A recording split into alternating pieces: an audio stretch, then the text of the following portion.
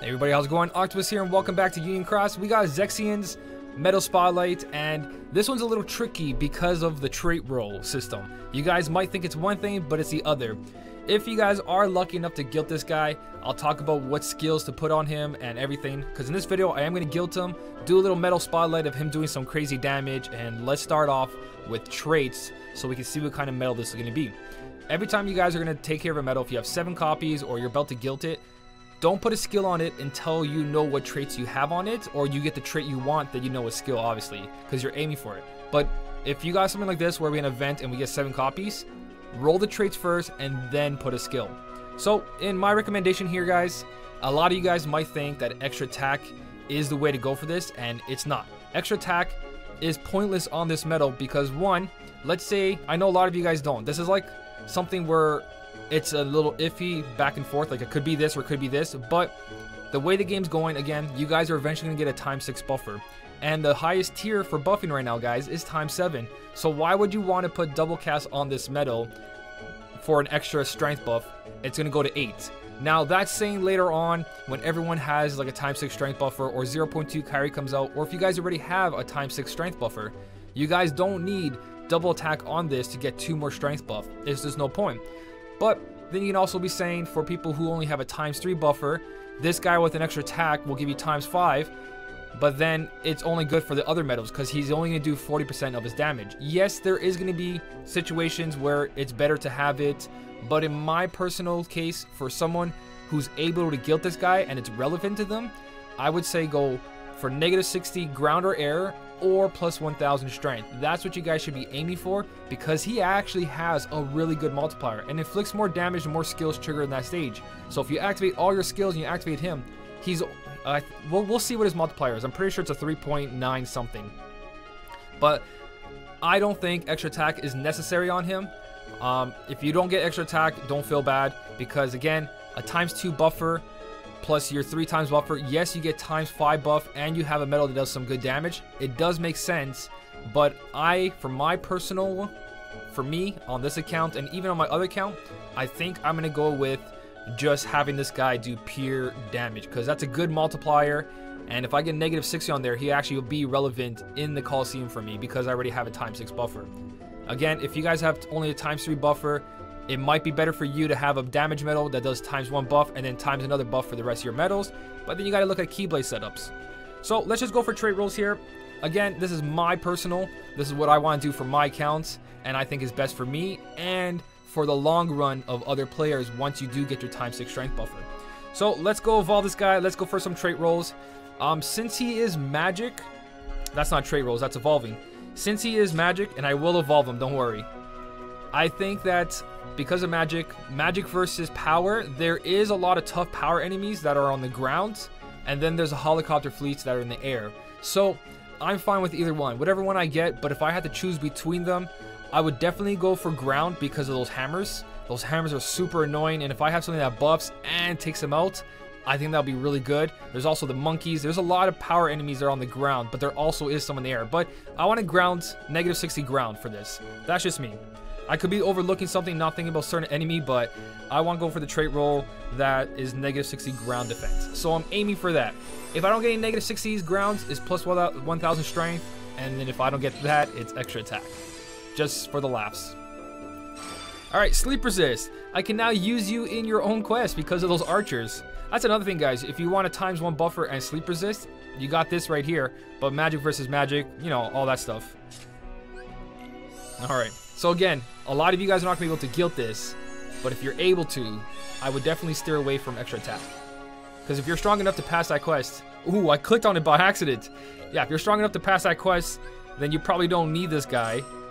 Or, that's a lie. You know what? Right now, this metal right here is really, really good by himself. Like, just having this -60, and if I get him to 6-star and not, like, actually guilt him, a 3.69 multiplier is still pretty high, because if you guys think of Moana, she has a self-buff of ×3 magic, but her max at 100% guilt is a 3.20 multiplier, and she still does some damage. Now think of something with -60 defense. Crazy. That trait system, man, it just changed metals so much. What am I aiming here for? The ground now. So I'm just going to quickly click through these instead of letting it roll since I already got one. I'm going to evolve this guy. Don't worry, guys. I am going to evolve him properly. Let's see. Some experience medals in there. Get this guy to 80 out of 80. And then let's fuse the other ones all together. So I got 3 copies, 4 copies here. So I didn't screw it up. Ever since that video, guys, I make sure. I double make sure here. All right, that's our first one. Now let's get our second one out and just roll traits on it. So depending on what this gets, I'm either going to go -60 ground or -60 air. So far, I got one trait I want, which is fine. -60 is perfectly what I wanted. I didn't want extra attack, guys.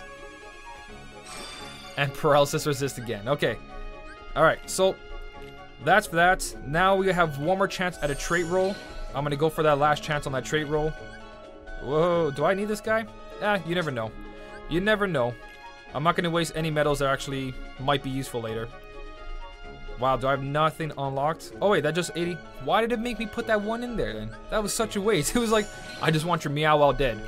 Alright, 80 out of 80. There you go. Level this one up. And now we got 2 to go for it. Let me just make sure I have the right one. I'm pretty sure I locked this one. And then we're going to fuse in the second one here. Got this all organized. There you go. Okay, so I should be waiting for a guilting campaign. But I don't technically need this medal. I do and I don't, but if I roll a bad percentage doesn't mean the medal's bad. I can always use magic mirrors in the end. Worst case scenario, this is gonna be a 40%, which is really, really bad, and hopefully it's not. You know what?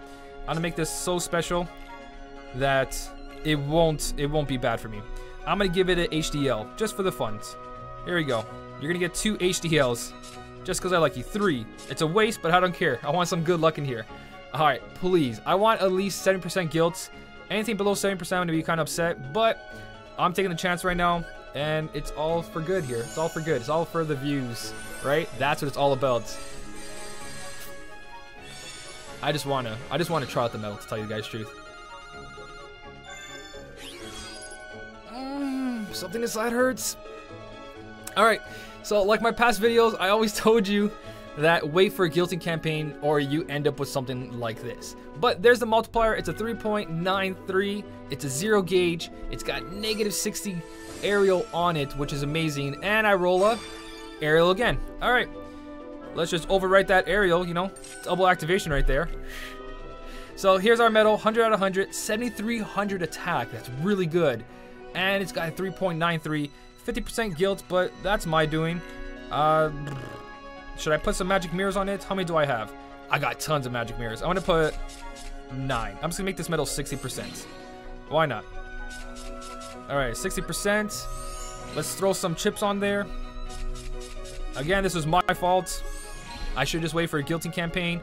But I don't mind too much. As you guys see, this account's pretty much good. I don't have to rely on medals like this to carry me. And for a skill, I'm just going to put down an attack boost, whatever I got. I don't have much attack boost. I still got to buy all the avatar boards. I am going to purchase every single one that comes out from now on. What do we got here to give this? I don't want to give anything too good. Attack boost 2. Yes, attack boost 2 max. Let's do it. Attack boost 3 max. We got some attack boost 2 in Lux Plus. Attack boost 3 APP Lux Plus. Well, for the skills, guys, since like I said, he's a really, really good medal. If he's guilted, go for an attack boost 4. But I don't have any attack boost 4s laying around. He is random attack, so I wouldn't go attack boost 4 APP. You don't need attack boost 4 and anything else. If anything, you can use him as a Lux medal if you get raid damage. But since he's just pure damage, I'm just going to give him a pure damage buff. I wish I had attack boost 3 laying around. Sadly, I don't have an attack boost 3 laying around. So what I'm going to do is just put an attack boost 2 on him and try that out. Alright, so we have chips, we got attack boost 2, and we got -60. So let's go into a quest and we're going to set up the Keyblade. Alright, so what we're going to do is go into this quest right here, Proud Plus, level 450. In this one, there's actually an aerial enemy, and again, that's where he's going to shine because he has aerial enemy defense down. So we're going to go into this quest and try him out. Now, what we have to look for carefully is looking at the side of the screen, just because the enemies are over there. See how there's the helicopter fleet and the wyvern? they're the aerial ones, and they're are the ones I'm going to do the most damage to. So I'm going to do my full buffs here. Illustrated Bell and Beast does ×6 strength. He's going to remove all the buffs, so they're bare boned right now. And then I'm going to apply my general defense down. Not general defense down, sorry. My magic defense down ×2. And then when I use my Kyrie 2, I'm also going to have ×3 down for magic. And of course, Cogsworth plus Kyrie means a ×5 magic buff. And then when I activate him, he's going to be 1 strength up, so I have ×7 strength. So if you can see my buff, ×6, and then ×5 magic, and the enemies have -3 magic down, like I just said. So keep an eye on the 2 aerial enemies. That's where he's going to do the most damage. Again, remember, he's 40% away from being max guilted. That's a lot of damage missing. And also only attack boost 2 if it goes off. So attack boost 2 doesn't go off, and he's not fully guilted, but I saw 26,000 and 25,000 without any buffs. This medal is really, really good, guys. Do not put extra attack on him if you don't have to. Like, if your account is capable of doing this without that. I know a ×2 buff is going to be really good with a ×3 buff, or your ×4 Pooglet or something, or Piglet and Pooh. If you guys have a ×4 buffer and then you have him, and then you have the rest of the slots, yeah, it might work out. But him as a magic medal, if you guys don't have a good reverse magic medal, he is actually really good. Now, I know Vex and B also has a good multiplier, but you have to do continuous turns where you just have to activate all the buffs right before him and activate him, and he uses his max potential, which is incredible. So he does a lot of damage. Sadly, I'm not fully guilted, and I don't have any attack boost 3s to show you guys, but that's the medal spotlight. He does really good. I'm not high in Coliseum, or I would have showed you a Coliseum run, because that's where he will shine with that -60 down. But later on, when you see my Coliseum runs, if I stream it or make a video about it, you'll see that I'm actually going to use him in some setups just because of that aerial and a ×1 buff on him, which is pretty good. So that's the medal spotlight for this sexy medal. Really good. Again, a 3.93 multiplier means pure damage, and I know he has that buff, but I would recommend anyone who's planning to get 0.2 Kyrie, if she's a Mercy pull, or has a ×6 buffer, or can get ×6 buffs on their Keyblade, I would just not put extra attack on there and go for damage. Make him a pure damage medal like I did here.